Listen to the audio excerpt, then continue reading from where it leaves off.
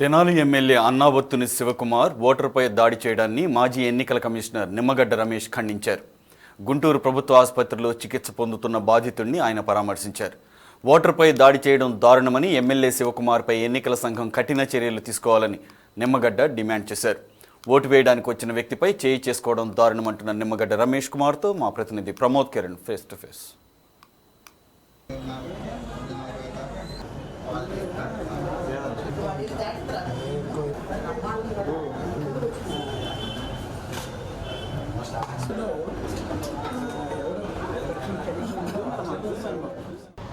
ప్రజాస్వామ్యంలో ఓటు హక్కు వినియోగించుకునే వారిపై వైసీపీ ఎమ్మెల్యేలు వారి అనుచరులు దాడి చేయడం ఎంతో దురదృష్టకరమని చెప్పుకోవాలి.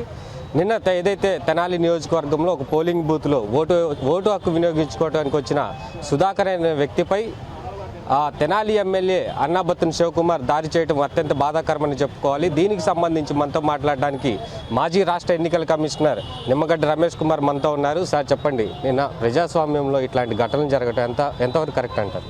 ఇది వాంఛనీయం కాదు, హర్షణీయం కాదు. ఇటువంటి సంఘటనలు ప్రతి ఒక్కరూ ముక్త కంఠంతో ఖండించాలి. ఇవి ముందు ఇలాంటి చర్యలు, ఈ రకంగా ఉండే దుష్ప్రవర్తన లేకుండా చూడాల్సిన అవసరం మన అందరి మీద కూడా ఉంది.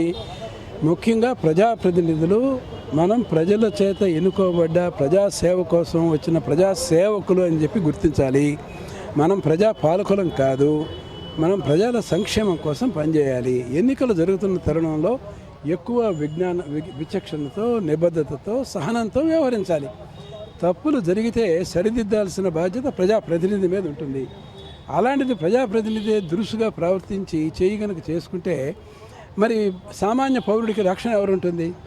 కాకపోతే సుధాకర్ గారు స్పందించిన తీరు చాలా అభినందించవలసిన విషయం. ఆయన కూడా ఆత్మగౌరవంతో తనని వ్యవహరించిన తీరు ఆదర్శప్రాయం.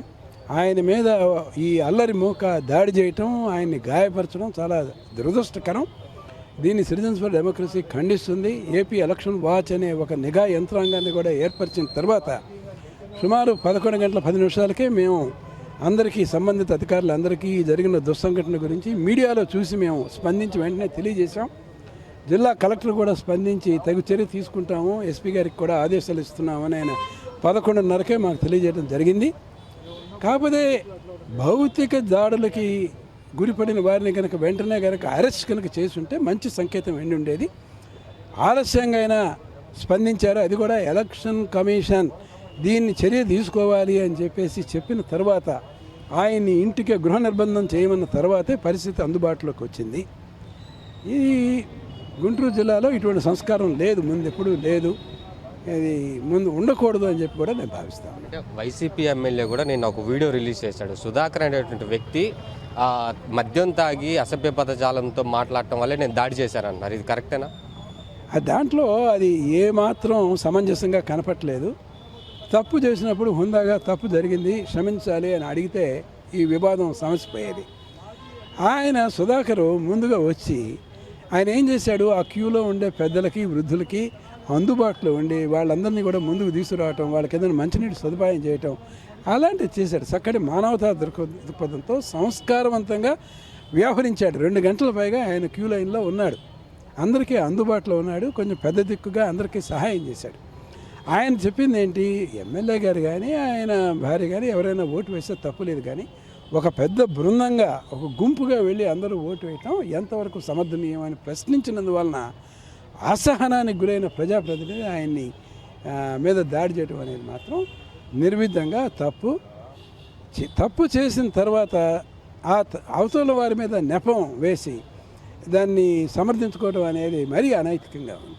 గతంలో ఎన్నడూ లేని విధంగా పల్నాడు జిల్లాలో నిన్న జరిగినటువంటి పోలింగ్లో ఎక్కువ దాడులు జరిగినాయి కూడా అని చెప్తున్నారు. ఇది కరెక్ట్ అంటారా? పల్నాడు జిల్లాలో హింస జరుగుతుంది అనేది ఊహించిందే. 2020లో ఎంపీటీసీ, జడ్పీటీసీ ఎన్నికలు జరిగినప్పుడు కనీ వినుగని ఎరుగని హింసను చూసాము అప్పుడు మనం. ఆ తర్వాత జరిగిన ఎన్నికల్లో అక్కడున్న ఎస్పీని ట్రాన్స్ఫర్ చేశాం.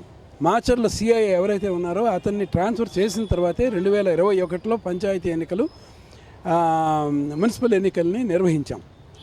అక్కడ కొంతమంది పోలీస్ అధికారులు ప్రజాప్రతినిధులతో వారికి ఉండే సంబంధ బాంధవ్యాలు ఉండవలసిన స్థాయిలో లేవు. వారితో కలిసి వివక్షతో వ్యవహరిస్తున్నారు. అందుచేత ఈ సంఘటనలు జరిగాయి. కాకపోతే పోలీస్ యంత్రాంగం పైనుంచి వచ్చిన స్పెషల్ టాస్క్ ఫోర్స్ కానీ క్విక్ రెస్పాన్స్ టీమ్స్ కానీ కొంతవరకు స్పందించాయి. ఇంకా మెరుగ్గా స్పందించి ఉండాల్సిందే. కానీ గతంలో పోలిస్తే హింసాత్మక సంఘటనలు తక్కువ జరిగాయి. కానీ ఇప్పుడు జరిగిన హింసాత్మక సంఘటనలు నేను సమర్థించట్లేదు. ఇది వాంఛనీయం కాదు. ఇవి కూడా జరగకుండా ఉంటే ఇంకా హుందాగా ఉండేది.